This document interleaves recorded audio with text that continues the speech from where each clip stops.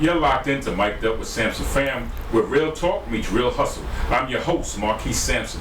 Today on Mic'd Up with Sampson Fam, we have a write-in candidate for governor of Virginia. She's an Air Force vet, national security expert, and proud daughter of Queens, New York, my hometown, I must add. With 20 years of serving her country, Donna Charles stepping up to serve Virginia. No party politics, just real leadership. She's running for safer communities, better wages, and smarter education. All people, no puppets. If elected, she'll be the first black woman governor in U.S. history. Ladies and gentlemen, the next governor of Virginia, Miss Donna Charles. How you doing today, Miss Charles? I'm doing well, thank you, and thank you so much for having me. That's great. That's great. We're going to take a pause for the cause, and we'll be right back with Miss Donna Charles. Don't go nowhere. Y'all don't want to miss this. The pre-show's live, it's a celebration. Fellas got the groove, teams in the zone. Barry's got the heat coming through your phone. 1011, we don't need permission. We got the power to beat any station. Turn us up loud, feel that vibration. The pre-show's live, it's a celebration. Turn us up the groove, teams in the zone. Barry's got the heat coming through your phone. 1011, we don't need permission.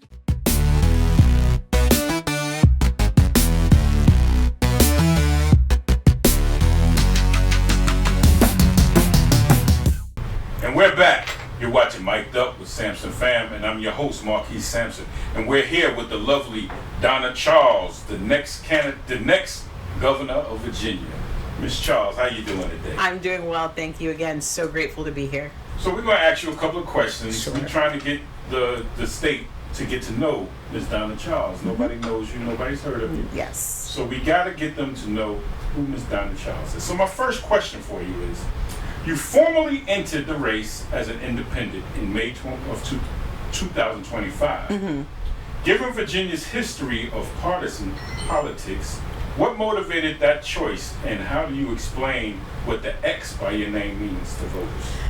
Well, I decided to run as an independent because I realized that we are at a very difficult time in our political history.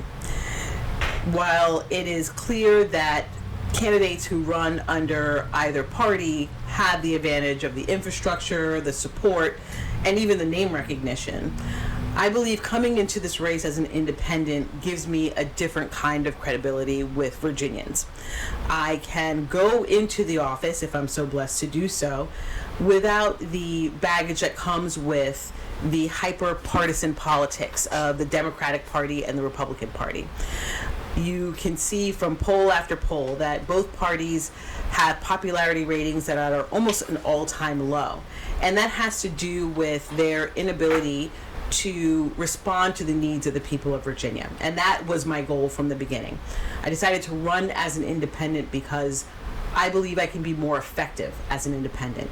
Members of the General Assembly can look at me as more or less a neutral arbiter. Somebody who doesn't come to a policy position from a Democratic perspective or a Republican perspective. I would come to a position on a policy from the people's perspective. So that's what my decision was predicated on. So if elected, would you be Virginia's, if elected, you would be Virginia's first female governor. Yes. And the first black woman governor in the U.S. history. So how does the legacy shape your priorities and your mindset as you head to Richmond January 17th? Well, I'm mindful of the precedents that it sets on a number of different levels, right? Being a woman, a black woman, or what have you. But what's most important to me is burnishing a legacy of being a competent, capable governor for the people. Somebody who was truly responsive to the needs of all Virginians. That's someone that all Virginians can look up to and admire, because I was able to put aside party politics and focus on those things that are most pressing: kitchen table issues, protecting our critical infrastructure, working with all levels of government to advance the interests of the Commonwealth. So while I understand the history that I would be making, should I again be so blessed to enter the office, I realize that everyday Virginians want somebody who is going to respond to their needs, especially at a time now where we're facing crisis after crisis, many of which really come from the policy direction of Washington. And that would be my goal, is to ensure that I can help protect Virginians who are facing crises every single day. So let's talk a little bit about public safety and infrastructure. Yes. You've highlighted public safety as a cornerstone of your platform, emphasizing on victim-centered approach. Yes. Can you describe specific reforms and investments you plan to pursue? Well, one of the things that I've talked about, and I'll be putting a video out shortly to go into some detail about a Safer Virginia, my platform, and my ideas for that. But a victim-centered approach, in my mind, is one that prioritizes the need of anyone who has fallen victim to... I'm sorry. Do you want me to keep going? Yes. Okay. Anyone who has fallen victim to any form of crime, violent crime, property crime, financial crime. And that means ensuring that we prioritize their access to justice, we prioritize their rehabilitation and their restoration, including remuneration, meaning compensation if necessary.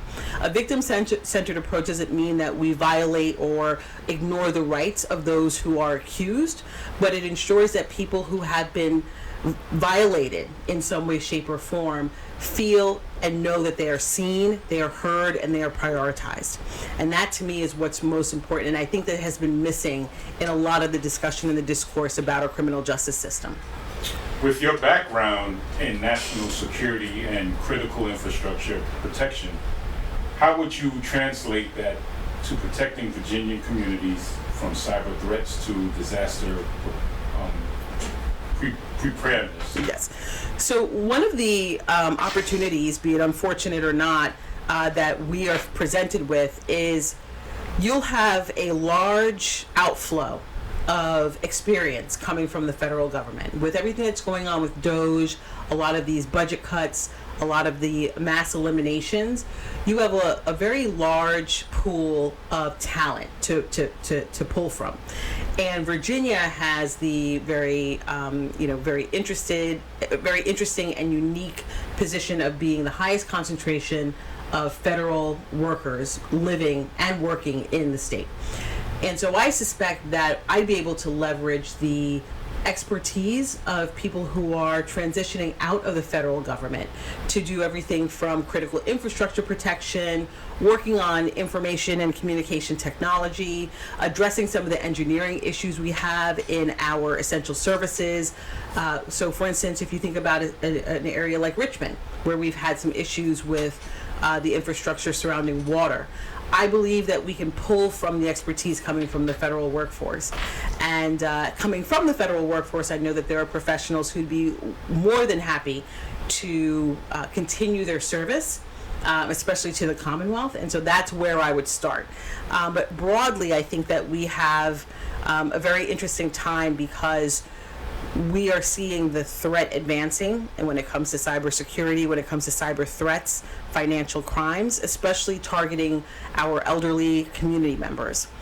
I think that we have an opportunity to work with the federal, state, and local law enforcement to beef up our capacity to identify these threats and also educate the public about how these threats are evolving. So those are some of the areas that I would look at. Okay, well, let's get on the topic of economy, Yes. labor, social safety net. Yes. You're proposing raising Virginia's minimum wage to at least $15 an hour, At a minimum. protecting SNAP, Medicaid, and the cardinal care. How do you balance fiscal responsibilities with the need to expand the social benefits? Well, with the introduction and the passage of One Big Beautiful Law in One Big Beautiful Bill to One Big Beautiful Law, or the One Big Beautiful Act, we have a serious situation on our hand. Hundreds of thousands of Virginians are going to lose their benefits, especially Medicaid and SNAP, and that has to do with some of the barriers that will be put in their way to stay on the rolls. That is going to be a very important part of the decision-making process of the next governor, because the next governor will have to determine how, if and how they fill the gaps created by the clawback of those particular benefits. Fiscal responsibility means that you first take a lay of the land, and that would be my first priority. Is going into office, I would need to understand what our budgetary situation is. Generally speaking, most people who are paying attention know that Virginia has enjoyed a budget surplus year after year, usually in the billions of dollars, and that has to do with the work that has been done to ensure that we are using revenues in the best possible way, and that we're the best stewards of that taxpayer dollar. But over the next 3 to 5 years, I suspect that the next governor will be facing downward pressure on our economy, not just because of the clawback of the social safety net, but because of increasing job losses, not just from the federal government, but across various sectors. And we're already seeing that pressure coming in also from the real estate side as well. So I sense that in order to have a productive and healthy workforce, you have to have a workforce that has access to benefits that are going to keep them healthy, that are going to keep them living in the dignity that they deserve. So I will work with our budget experts to determine where we tap into revenues that are flowing into the Commonwealth or flowing through the Commonwealth to make sure that the social safety net is secured, is maintained, while making sure that we are not putting too much pressure on our small and medium business owners, right? They're the ones that tend to feel most of the tax pressure as well. I do not see myself raising taxes on lower and middle income, but I want to make sure that we maintain that budget surplus while taking care of the people who are going to be most vulnerable in the coming years, thanks to one big beautiful law. Vocational training, housing reform, child care. Yes. Your campaign touches on all of these. Yes. What is your overarching economic vision for creating equitable opportunities? So the trades provides us a huge opportunity. Again, anybody looking at the labor force knows that we have seen unfortunate deficits in tradesmanship, in the trades, in professionals who are working everything from electricians to HVAC to even robotics and automation. We have an opportunity to expand and open up the aperture for those who are interested in transitioning from maybe from high school or even college, looking at the curriculum we have in high schools and colleges, especially our state institutions, and determining whether or not we need to expand those offerings for those who are interested in the trades, because we see that nowadays tradesmen and women are demanding almost top dollar for the work that they're doing because we don't have enough of them, but the need is always going to be there. So I see an opportunity to develop public-private partnerships, especially with organizations that are in the tech sector, that will be establishing data centers and other forms of information and communications technology infrastructure throughout the state. Those public-private partnerships can help us create those pipelines and fund those pipelines, not just from high school and college, but even starting at the grade school level, getting our young kids open to the idea of creating a professional path that allows them to work with their hands, be creative, and provide that type of service that almost anybody who owns a home or owns a business, even owns a car, will need. And that will also make sure that our youth are ready for the workforce and the technology of today and tomorrow. Because we're going to see job losses mount because of artificial intelligence. I want to make sure our kids are ready for that transition. So that's why I see that it's not just an opportunity to expand those offerings in high school and college, but let's get them ready early, because we see that overseas as well. In China, they're not messing around in China.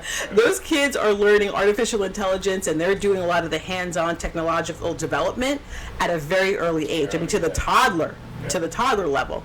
So for us to be competitive, not just with our foreign adversaries, but to also just make sure that we are keeping our economy vital and healthy, we need to start at a very early age, and that will be my priority as well.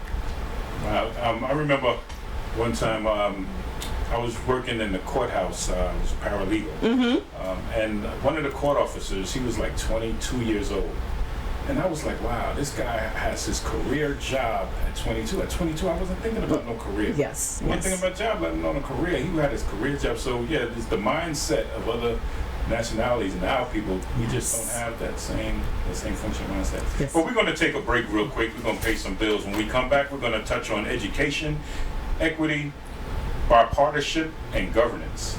We'll be right back. Don't go nowhere. You're mic'd up with Samson Fam. What's up, Richmond? It's your boy Marquise, and we out here at Celebrity Motors VA. That's right, Celebrity Motors VA, where you can get a great quality car at a low price. That's right, you heard it. Great quality car for the lowest price anywhere. Unless you shopping in your grandma's backyard, come to Celebrity Motors VA. When you got all I got money, that's right, you want to come to Celebrity Motors VA. We got you. Right here, Belt Boulevard, right down the street from Southside Plaza. You know where we at, with the Volkswagen on the pole when you're coming down that ramp from Midlothian. Come check us out. Celebrity Motors VA, 2 East Belt Boulevard. See you there. I made you a celebrity overnight.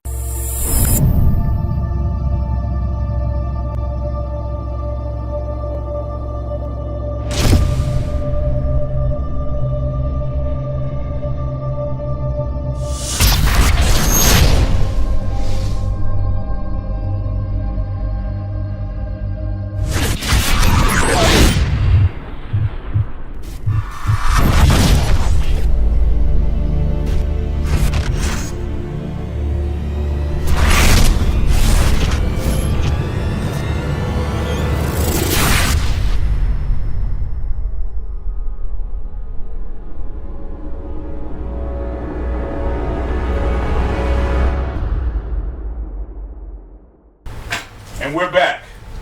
Watching Mic'd Up with Samson Fam. I'm your host, Marquise Sampson, and we're here with Miss Donna Charles, the next governor of Virginia. So, Miss Charles, let's talk a little bit about education and equity. Yes. On education, you speak of protecting public schools Yes. while supporting parental choice. Yes. How would you bridge the gap between school districts and parents without sacrificing quality and equity? Or equity? Well, broadly, I come to this from the perspective of a child having gone through Catholic school, private schools, most of my life. And back when I was going to school in New York, we didn't have the luxury or the opportunity to leverage vouchers, right? My parents sent all of us to school at great expense to themselves. And to this very day, they don't have they don't have a massive nest egg because they invested so much in our education. One of the things I want to ensure that parents across the Commonwealth know is that I do not believe that children should be either victim to or held hostage by their zip code. If a parent does not believe that their school system in its current form is adequate, is up to par, there are things that we can do in the near term and in the long term. In the near term, I believe parents should have a choice to send their children to the school that is most suitable for their needs, not just their needs in terms of educational or physical needs, but also from their values and their aspirations for their child, even if it's a religious school. That said, I think it's important for us to consider how that impacts public schools across the Commonwealth. So I understand the argument about how that school choice discussion impacts the resources for public schools. Public schools need to remain healthy and available for those children who need them, especially those with special needs. So the plan that I have in place, the Smart Schools Choice Plan, involves allowing parents to obtain those vouchers. Again, incomes need to be capped because we have to be mindful of the fact that there are a lot more people who may not be able to afford the tuition, and they will need to be prioritized. So we cannot have it as a free-for-all like we've seen in other states. Arizona is one of them, where there's no income cap for vouchers. So that's something I've carefully considered. Another thing I've considered is the fact that these private institutions, be it charter or whatever the case may be, if they're accepting state dollars, they will have to be subject to state law. And that means that we have to reassess the discriminatory policies that oftentimes make it difficult for every child to go to these schools. If you're going to accept a child based on academic performance, then you have to then be subject to the laws when it comes to non-discrimination here in Virginia. But there's also another aspect to smart school choice as well. It means that the tax regime that often governs these schools would need to be assessed to ensure that public schools are not completely drained of the resources they need to remain functioning and open. So that those are the basic tenets of the Smart School Choice program that I put together. I believe that parents should have a choice in where they send their kids to school. But those who choose to send their kids to public school, I want them to know that I am committed to ensuring that our public schools throughout the Commonwealth are healthy, are viable, and are effective at teaching your children what they need to be productive members of society. And that means ensuring that the curriculum is structured in a way that makes them ready to meet the challenges of a workforce that is very rapidly evolving. But I also believe in terms of parental rights, that parents have the right to know what's happening to their children in the school system, making sure that they have access to resource officers as well as the psychosocial supports that are necessary for children who may be experiencing either a mental health challenge or some sort of behavioral issue, that they have access to nurses and professionals who can address some of those needs in the school system, regardless of whether or not it is a private school or a public school. So those are some of the areas that I believe that need to be addressed in the near term, and over the long term, rehabilitating our school systems in a way that all children have access to a viable and a robust education. You're positioning yourself as a break from Washington gridlock. Yes. As governor, how will you work with the potentially divided General Assembly to pass legislation? Again, coming at it as an independent, I would hope that I could be approached as a neutral arbiter, meaning that I don't even really have a track record of legislation that people can point to and say, this is how she is going to address this policy issue, this is how she's going to address this piece of legislation. I would almost be a clean slate in that regard. And I would hope that members of the General Assembly, when they come together and come to a critical point of passing legislation like on data data centers or on raising the minimum wage, the amount of amazing work that has been done thus far in the General Assembly that has been met with gridlock at the executive level is something that I think I can break through. So I commend the General Assembly for having come to an important decision about regulating data centers. And it's unfortunate that legislation was vetoed by the current governor. Same thing with raising the minimum wage. Same thing with a lot of the environmental protections that we need to have in place to ensure that people live in healthy communities all over the Commonwealth. A lot of these things have been vetoed because of the what I would call the political gridlock that is at the very top of the food chain, in this case, the current governor. That is something I represent as a stark difference, a 180-degree change. I need to go to break, but before I go, I want to ask one more question. Sure. What three core values of integrity, transparency, and humility you believe every official should carry, and how will you embody them in your daily leadership? Accountability, to me, is one of the most important core values that any public servant, any elected official should embody, embrace, and walk in every day. When you're accountable to the people that you serve, you gain a level of credibility and trust that makes you even more effective as a leader. And that is something that I've always tried to adhere to, is to be accountable to not only the things that I've done poorly, but also accountable to those who would look to me for advice, counsel, or just to make things right. And so transparency and integrity are all critically important, but to me, accountability is one of the key areas of a core value that any public servant should put at the top of his or her list. This is really a 30-minute podcast, but because these issues are so important. We're just going to keep on rolling with this because, Yes. you know, with the way Trump got things going, Yes. taking all the funding away and everything, and he's putting everything into the local government's hands.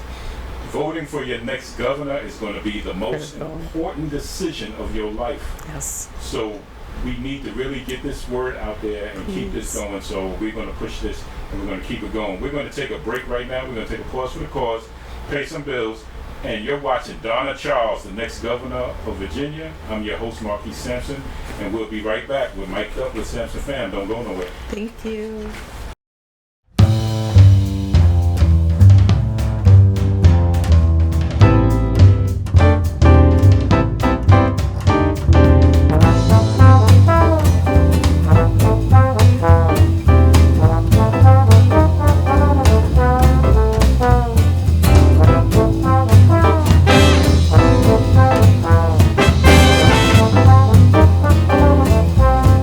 Pepsi Max. There's no substitution for great taste.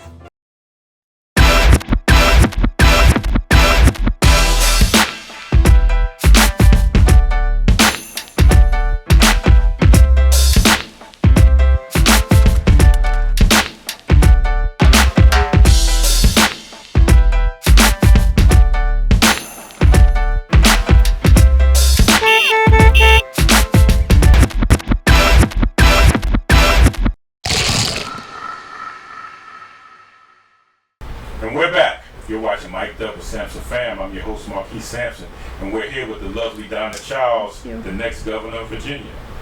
So let's talk a little bit about election dynamics Yes. and campaign strategies. Yes. You know, current polling shows that you hovering around 2% behind Spanberger and Earl Sears. That name drives me crazy. That's like, that reminds me of the movie Chucky. You know what I'm saying? Early Reid. Get me to say anything about it. That's a crazy name. Spanberger.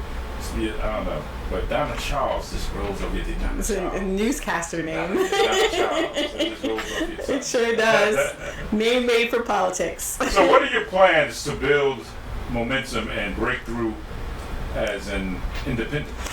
Yes, I mean, you raise a really good point that I definitely need to break through, and name recognition is key to that. Both of my opponents have the advantage of having name recognition in terms of having held office previously or currently in Virginia. So that is definitely an uphill battle that I will need to work very diligently to win.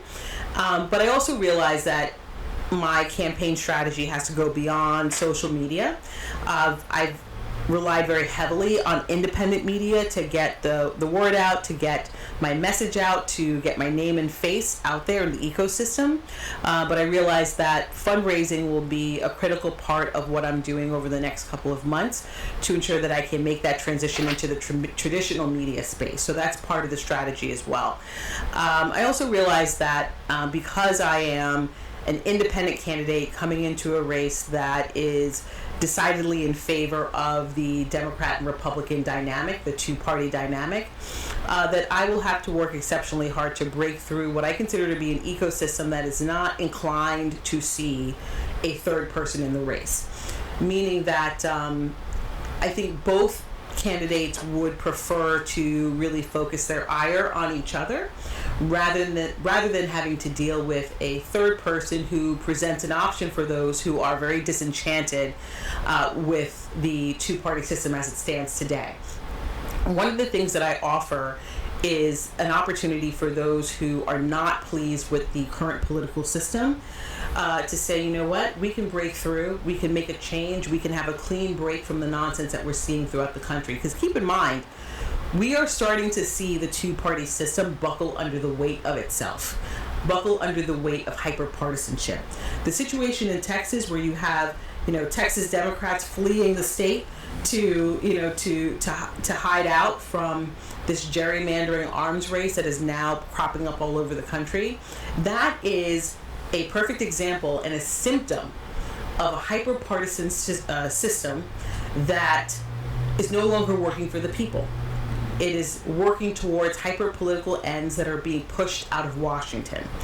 And you could see very clearly the role of a governor in that process, how important it is for a governor to look at something like that, like premature gerrymandering or redistricting, from a policy perspective and not from a partisan perspective. And that's what's happening right now.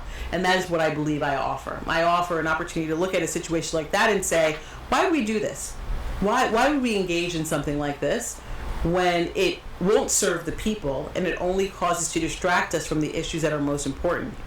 Let's keep in mind that the situation in Texas, the redistricting battle, has been prioritized over remediation of the flooding that killed over 130 people just over 4th of July weekend. That is what we're seeing happening in Texas, and that to me is a symptom of a hyper-partisan system that is falling apart. So as an independent relying on grassroots small dollar donations, Yes. how are you building out your campaign infrastructure differently from the other ones? Well, as you mentioned, I am focused on small dollar individual donors. I have rejected dark money from special interest groups and PACs that are more inclined to drive the policy agenda of a candidate like me. And so I really rely on getting my name out and making sure that people who would be willing to donate to my campaign know that they wouldn't be throwing money after somebody who will forget them once they get into office. My goal is to focus my campaign and fund my campaign by the people who I will be serving. And so that is going to be part of another challenge I have, is to ensure that my name gets out there, my message gets out there, and that people know that when they donate to my campaign, they're donating to a cause, a mission, a movement that is focused on the people of the Commonwealth versus on the agenda of a corporation that may have a very different idea in mind for the future of the Commonwealth. So you've promised diversity. Virginia's energy portfolio Yes. with solar, wind, Geothermal. geothermal, and nuclear. So what's your strategy to gain support across the rural and urban areas and balance energy costs? Well, one of the things that I've noticed too, there are grassroots organizations, campaigns, movements across the Commonwealth that are pushing back against this idea of gas plants re-emerging in areas that have been historically targeted for some of the polluting, carbon-emitting projects that are being considered now. I believe that most Virginians want to live in safe and clean environments. And that means building momentum for diversification of our energy portfolio, ensuring that solar, wind, geothermal, and nuclear are part of what I would call a menu of energy options. Not only because it's good for our environment, it's also good for our economy, and it makes sense from a national security perspective. When you open up the aperture to these various alternative energy sources, you also can create economies of scale. Because in order to build out solar farms or geothermal opportunities for private and public enterprises, or even nuclear plants, these all create jobs. On top of that, by diversifying our energy portfolio, you're ensuring that you're not putting all of your eggs in one basket, and that when you have backup systems for the various types of energy sources, that people don't necessarily have to go without when there's an emergency. So those are the areas where I believe I can build a lot of support for a diversified energy portfolio here in Virginia. So how would you ensure that rural communities get their fair share of infrastructure investment and aren't left behind in a Commonwealth-wide plan of prosperity? Well, that's one of the reasons I think it's so critical for us to not just to diversify our energy portfolio, but to diversify our economy. The rural areas of Virginia, especially Southwest, have often been left behind, and it's unfortunate because we're starting to see the secondary and what I would call the third order effects of that kind of neglect. So my focus will be to work with community and council members throughout these rural areas and first identify where the needs are. We're looking at everything from infrastructure development to mitigate flooding and other natural disasters, to also making sure that our farmers have the resources that they need but also looking at some of the rehabilitative and social services that are oftentimes lacking in those areas. So it's not just about infrastructure, it's about the what I call the comprehensive and the all of the above approach to rehabilitating our communities throughout rural Virginia. So it's not just about infrastructure. It's one thing to build out roads and have, pipelines and solar farms and geothermal plants out there, but it's also important to have functioning schools, making sure rural hospitals stay open. Okay, that's where a lot of the funding needs to be diverted, especially as we think about the cuts that are coming down from One Big Beautiful Law. Making sure that that people who are in that area that might be suffering from either mental health or addiction challenges have access to the professionals and resources they need. So your point is well taken. Making sure that we don't ignore them from an infrastructure perspective, but infrastructure to me is an all of the above approach. You need to have the physical infrastructure, you need to have the human capital, you need to have the medical infrastructure, right? The health infrastructure there as well. So all of these things are really going to be a hand-in-hand partnership with rural communities, their community leaders, council members, and those who are best positioned to identify where those gaps are and how the state level resources can assist. Well, Ms. Charles, Miss Donna Charles. Yeah, I need you to keep repeating that name so everybody Donna knows. Charles, So two first names. Donna Charles. I want y'all to repeat that every day. So you left active Air Force in Yes. in 2007 Yes. to settle in Virginia and enter federal service. Yes. What was the moment or experience that convinced you the governor's office was the next step? Yes.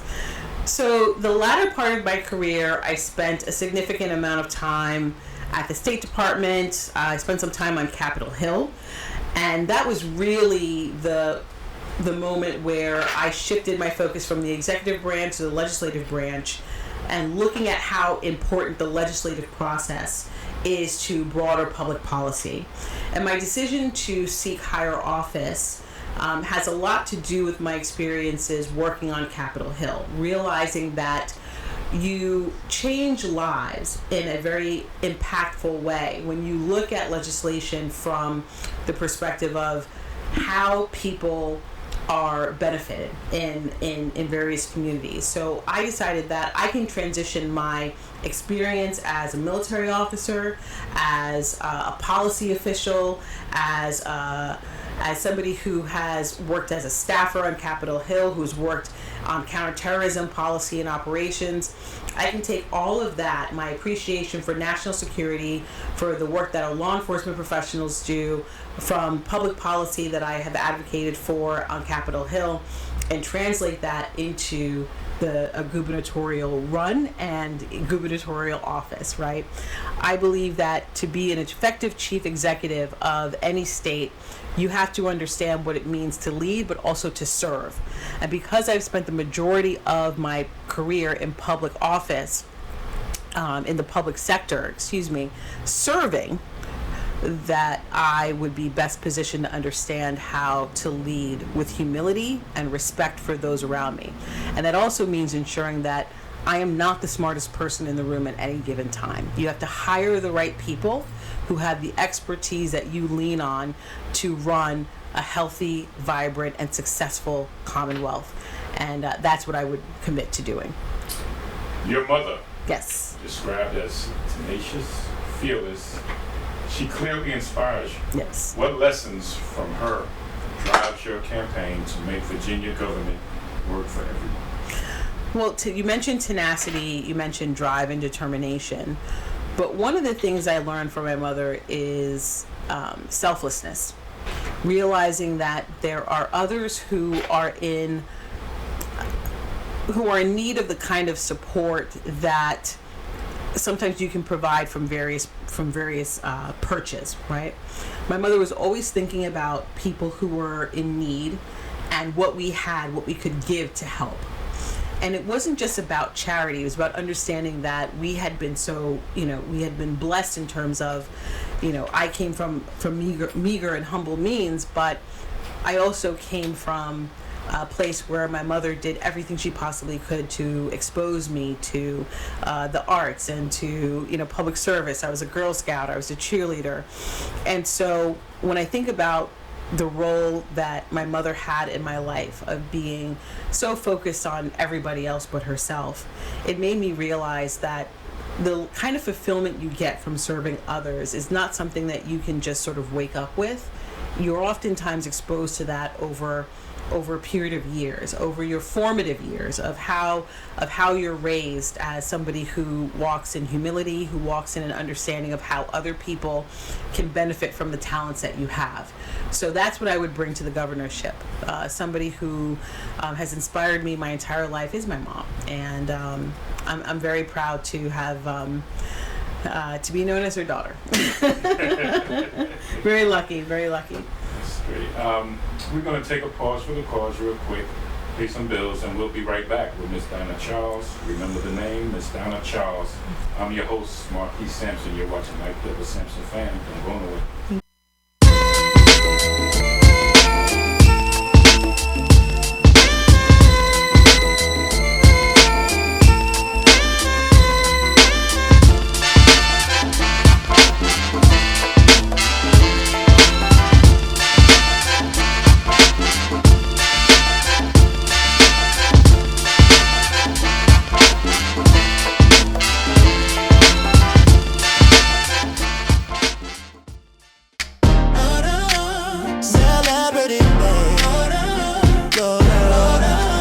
Celebrity Motors, VA. Came with the budget, wrote out like EA. Got a little cash, that's okay. We make you feel like a star today. Celebrity, celebrity, celebrity, celebrity Motors, VA. Celebrity Motors, VA. Came with the budget, wrote out like EA. Got a little cash, that's okay. We make you feel like a star today. Celebrity, celebrity, celebrity, celebrity Motors, VA.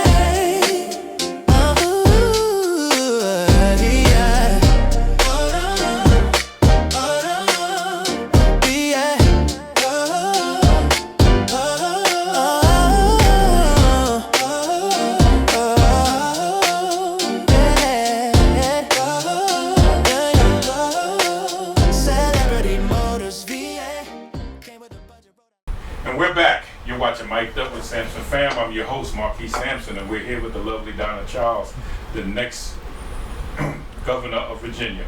So, Ms. Charles, you ended up being a write-in candidate. Like, people have to actually write your name in. Yes. So they're going to have to know your name. Absolutely. To write it in. Why did you end up as a write-in? Why was you not on the ballot? So there are a lot of people who have ended up being write-in candidates for various reasons, and it's not often that that's a successful endeavor. For instance, here in Virginia, Nick Freitas, he ended up becoming a write-in candidate on the Republican side, and he ended up winning his office. Now, it wasn't statewide, but he ended up having a successful turn at that. So I want to let people know that it's not, all is not lost. It is not impossible. It is difficult, but what happened to me was something that other political candidates have experienced, unfortunately, and it's what's called political sabotage. Because they didn't even have a pre-election for governor. No, they didn't have a primary. Yeah, they didn't have a primary. They sure did not. They just put in who they wanted to put in, which is crazy. How we don't vote for them. They sure, and that is, I think, what is to me so striking about what's going on here in Virginia is that it hasn't really been given a lot of attention. The fact that we had a primary for every other office except for the governorship here in Virginia.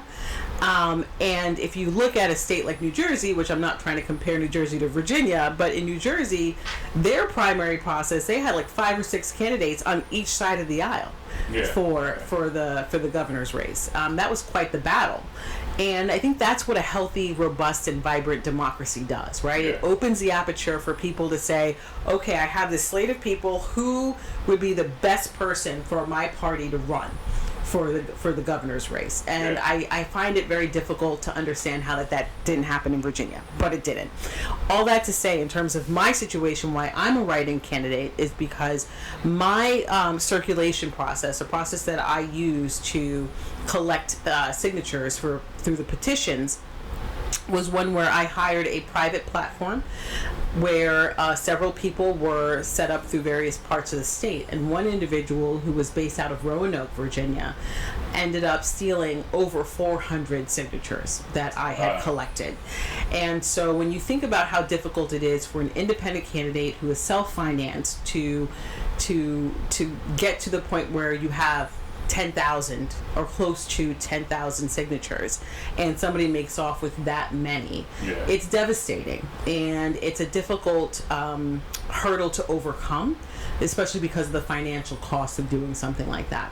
I did report it to the police, so the Roanoke Police Department has a report on this incident. I reported it to the Department of Elections as well. Virginia Department of Elections doesn't have an investigatory arm, and so all I could do is really report it to them, and all they could say was, okay, we're really sorry that happened. There's nothing we can do to help you. And so that is one of the reasons I think that a lot of people become very discouraged by our political system, is because we do have these barriers to entry. And while I don't necessarily think it's bad to have criteria for people to meet before they're able to run for something as important as statewide office, it is abundantly clear that collecting 10,000 signatures statewide, 400 in each congressional district, is definitely one of those barriers that the average person will have a hard time meeting without significant resources.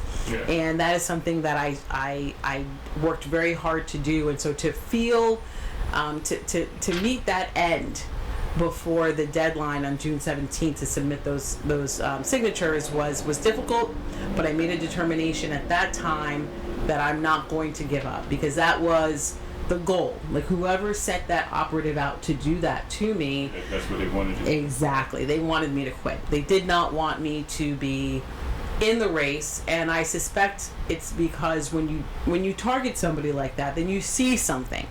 Right? Because if I were no threat whatsoever, they wouldn't worry about it. Exactly. So is there anything else you would like the people to know? Where can they find you? Sure. Look you up? Well, I want people to know that they can learn a lot more about my platform and about me on Donna4VA.com. You can just Google Donna Charles, Virginia, Governor, and my website will probably pop up first. Donna4VA, FORVA.com. I also appreciate any opportunity to speak to those who want to meet and greet with me in person. So if you're interested in having me come out to your organization, to your group, to a mini town hall, to a candidate forum, please reach out through the website as well. We have a contact card. But also, that fundraising, those donations are key.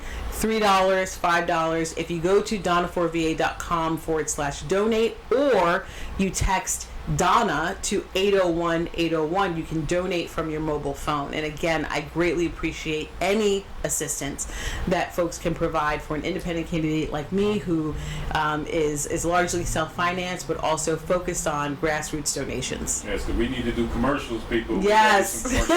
Those will be coming. Remember the name, Donna Charles, because you got to write it in, so remember that name, Donna Charles. Make sure you come out to vote. Please, people, this election is one of the most important elections ever in our history. Please come out and vote. Vote Donna Charles for governor. You won't be amiss. You got to come out and vote. Please come out and vote. And one more thing about that, if I can interject, I'm so sorry. Early voting starts September 9th. The election is November 4th. Please make sure you are registered to vote. You can do it online.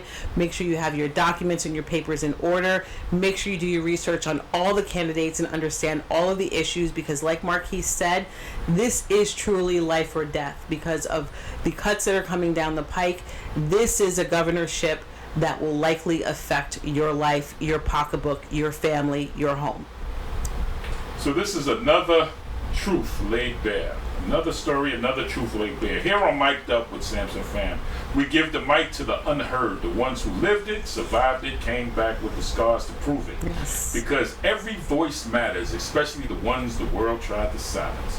Keep showing love, keep seeking truth, and always remember, real stories don't fade, they echo. I'm Marquise Sampson, and this is Mic'd Up with Sampson Fam. Until next time, stay solid, stay tapped in, stay mic'd up. Peace.